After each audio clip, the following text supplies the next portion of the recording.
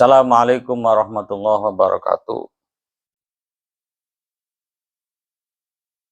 Pada saudaraku, pemirsa narasi dakwah yang berbahagia,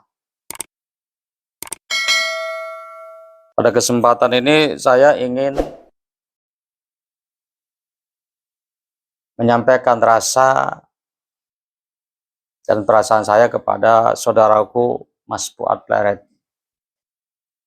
Terus terang jujur, di saat ini sekarang ini Mas Fuad, saya sangat kasihan melihat sampean itu, kasihan. Dan saya bingung juga dengan apa saya menyampaikan kata-kata rasa perasaan saya kepada jenengan itu. Beberapa kesempatan saya pernah menyimak ya channel jenengan itu ya, yang begitu peduli dengan bangsa ini dan memberikan nasihat kepada yang dianggap bermasalah dengan bangsa ini ya, yang dianggap arogansi dan lain sebagainya. Saya berhusnudzon, niat jenengan baik, bagus. Cuma maaf sayangnya Mas Fuad, saran jenengan itu tidak familiar, kurang bersahabat, hanya Pak bumerang buat jenengan sendiri. Kan pernah saya dengar itu jenengan mempermasalahkan dakwahnya habaib yang itu tidak familiar, dianggap arogan. Tapi ini bahasa ini yang sekarang menurut saya itu berbalik kepada jenengan sendiri itu. Sampai menyampaikan bahasa-bahasa sering yang itu tidak bersahabat. Mungkin kalau bahasa vulgarnya, mungkin saya bisa salah ya menilai. Mengatakan orang tidak berakhlak, jenengan justru maaf akhirnya tidak pakai akhlak itu juga. Ya contoh yang baru ya. Baru saya simak kemarin itu. Sampean itu mempermasalahkan Buya Yahya, yang Buya Yahya menentang dengan tes DNA gitu ya. Pertama yang perlu dipahami, beliau itu bukan anak kemarin sore, Mas Fuad. Kutu kitab, mutolek, paham dengan apa yang saya sampaikan. Cuma sampainya nggak paham apa yang dimaksud beliau. Jadi kan mempermasalahkan dulu ulama fikih, ulama mengarang kitab belum ada DNA, kata siapa? Oke, waktu Imam Nawawi, Imam Rafi'i ya, belum ada pengujian DNA gitu. Nah sekarang coba lihat ya, dilihat kembali oleh jenengan itu kapan itu nanti dipraktekkan. Dan kata narasumber Wikipedia katanya kan berkisar di tahun 1970-an ya. Nah, coba sekarang ada nggak ulama yang setelah itu mengarang kitab fikih ya. Terus berapa jumlah beliau?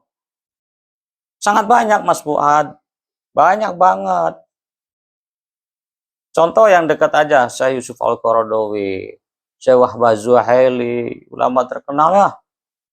Terus siapa lagi? Syekh Muhammad Ramadan Al-Buti, dan juga ulama yang lainnya yang tentu beliau itu dalam keilmuannya bukan kiai biasa, tapi kiai luar biasa yang punya karangan yang itu terkenal.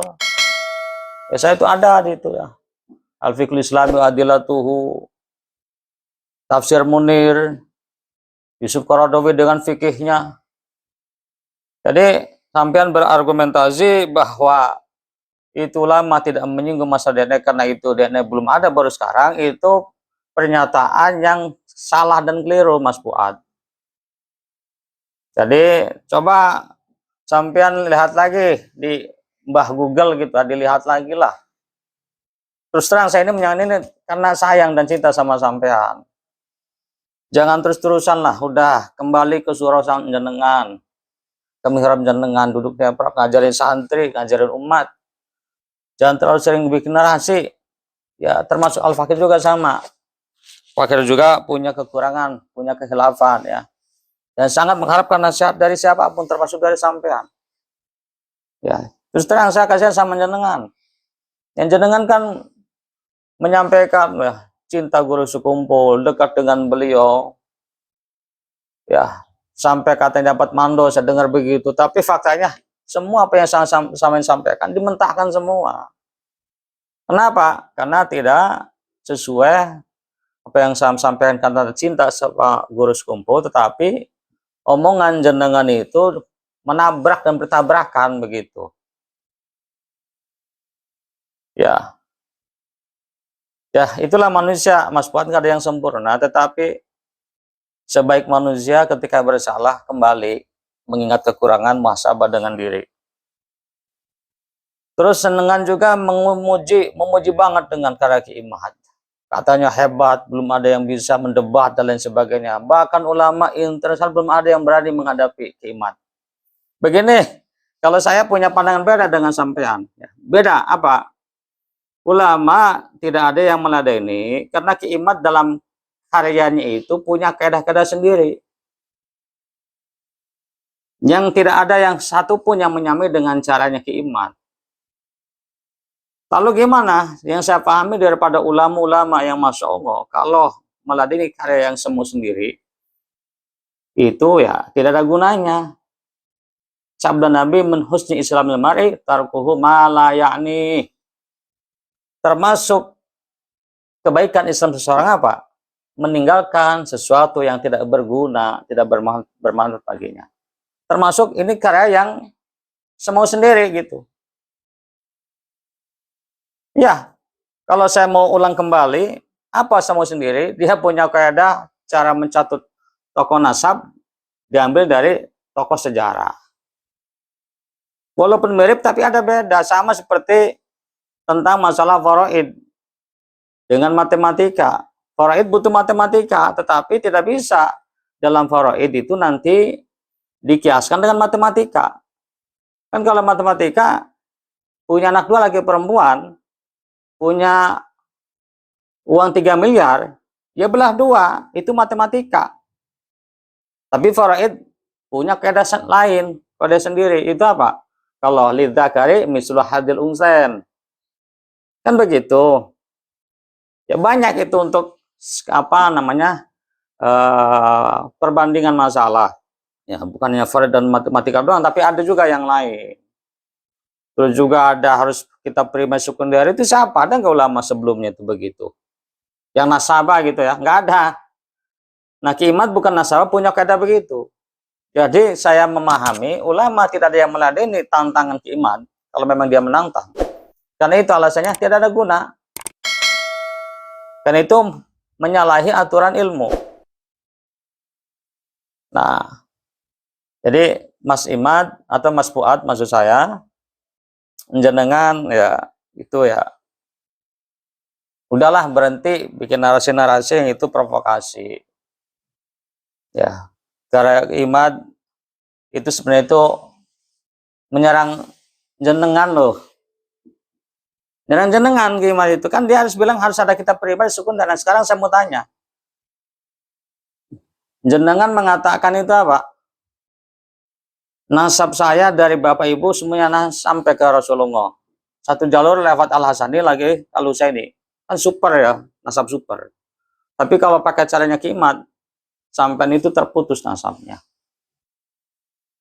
Sebab sampai saat ini saya belum dapat informasi yang valid, bahkan sama sekali nggak ada informasi mengatakan Wali Songo ya keturunan sekarang ini ada kitab primer dan sekunder. Paling ada manuskrip keluarga, catatan keluarga, paling ada begitu.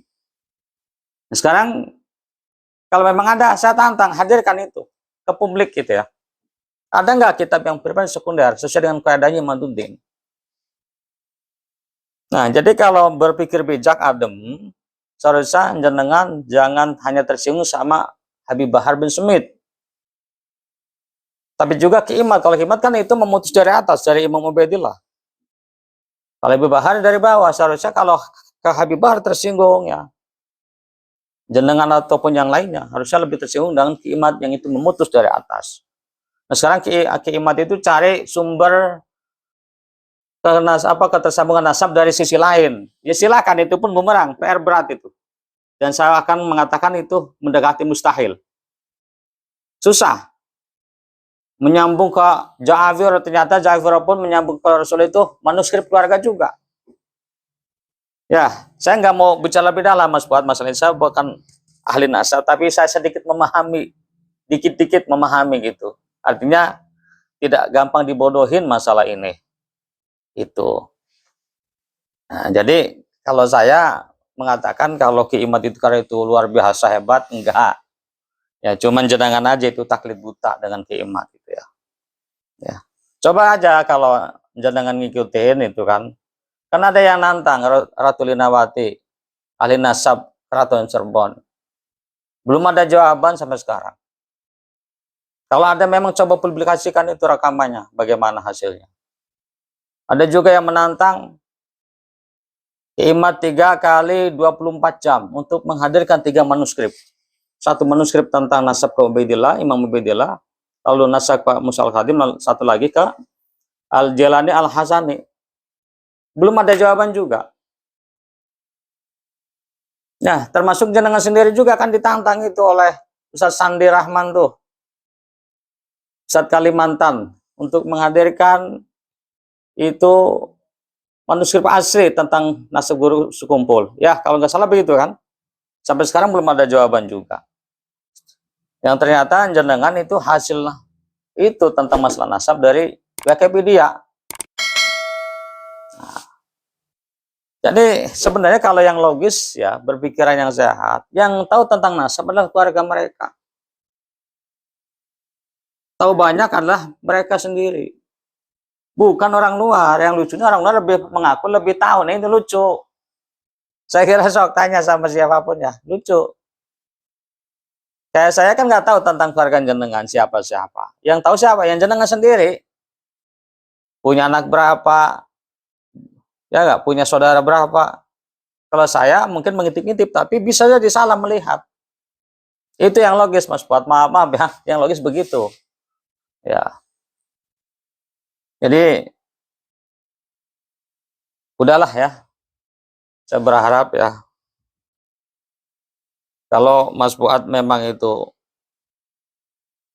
katanya cita NKRI, ya udahlah, jangan terlalu diteruskan perdebatan begini. Ada oknum habaib karena akhlaknya, yaitu fokusnya ke situ, akhlaknya yang perlu disoroti, beliau nasihatin gitu ya. Jangan sampai karena akhlak lalu dihubungkan dengan nasab. Ya saya pernah menyampaikan itu. Apa korelasinya gitu loh. Nggak ada korelasinya. Terkecuali satu marga habaib banyakkan bobrok. Nah itu baru kita bertanya ada apa dengan nasab. Betulkah nasabnya ke Rasulullah? Itu baru namanya logis. Kalau hanya 1-2, ya Allah Gusti, Mas Fuad, ya tidak usah saya ulang-ulang dah. Tapi perlu saya sampaikan satu contoh, kan anak-anaknya siapa sih? Nabi Nuh alaihissalam, hamba yang soleh, pilihan Allah subhanahu wa ta'ala, Nabi dan Rasulnya. Anaknya kan nggak nurut, kafir. Naudzubillah. Contoh itu yang langsung, tanpa wasilah tuh nasabnya. Jadi kalau akhlak nggak bisa dikias-kiasan begitu. Itu urusan hidayah. Ya kita pun naudzubillah, jangan sampai ya, saya, jenengan ya jangan sampai nanti berbalik. Ya sekarang baik, besok lebih baik. Ya sampai kita kembali kepada Allah Subhanahu wa taala. Makanya orang-orang yang mengecam akhlak oknum habaib, tolonglah berhenti itu mengecam itu. Berhenti. Saudara sekarang mungkin akhlaknya baik, besok bisa menjamin nggak? Belum tentu.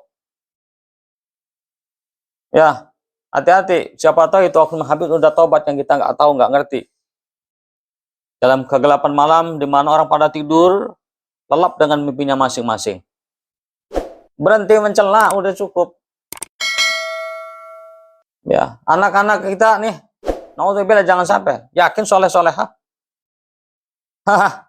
Yang tahu Tuhan hanya satu, Allah Subhanahu wa Ta'ala. Kita nggak bisa memastikan. Makanya siapapun yang mendengar rekaman ini, tolong berhenti mengecam siapapun. Baik keturunan Wali Songo, keturunan Ahibba, atau siapapun.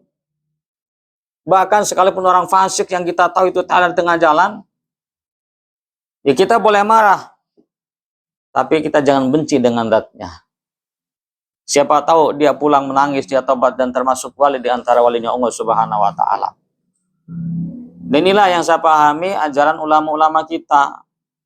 Nah, sementara yang berada sekarang nih, perdebatan ini bukan perdebatan yang itu agama. Berjalan di atas rel agama bukan, tapi perdebatan seperti perdebatan politik. Ya sering itu keluar daripada jalur akhlak. Ya mohon maaf ya. Itu saja yang saya sampaikan. Al-Fakir juga perlu belajar tentang akhlakul karimah. Al-Fakir berbicara begini bukan berarti Al-Fakir sudah sempurna dengan akhlak. Banyak kekurangan. Banyak harus dibenahi. Dan terus terang para pemirsa semuanya yang menyimak video ini cara begini bukan cara guru-guru kami, bukan. Guru kami dakwanya itu lewat kitab ya. Ya kalau ulama Jawa mah nyoret lah utawi ki opo ya apa nih. Itu cara begitu itu. Cuma saya terpaksa harus hadir di tengah-tengah ya di permukaan YouTube. Ya karena melihat mudah-mudahan ada maslahatnya saya hadir di tengah-tengah dunia ini. Dan juga harapannya memang bukan untuk apa-apa. Hanya sekedar untuk harapannya ridho Allah dan niat nasrul ilmi dakwah. Itu saja ya. Dan sebagai kalimat terakhir, karena saya ini merasa menggurui ya, bahasa saya itu menggurui, sebenarnya bukan sekedar untuk mengamalkan adinun nasihah wa tawasabil haqqi. Itu saja. Jadi kalau ada kekurangan saya Al-Fakir siap dikritik, diluruskan. Itu saja. Wassalamualaikum warahmatullahi wabarakatuh.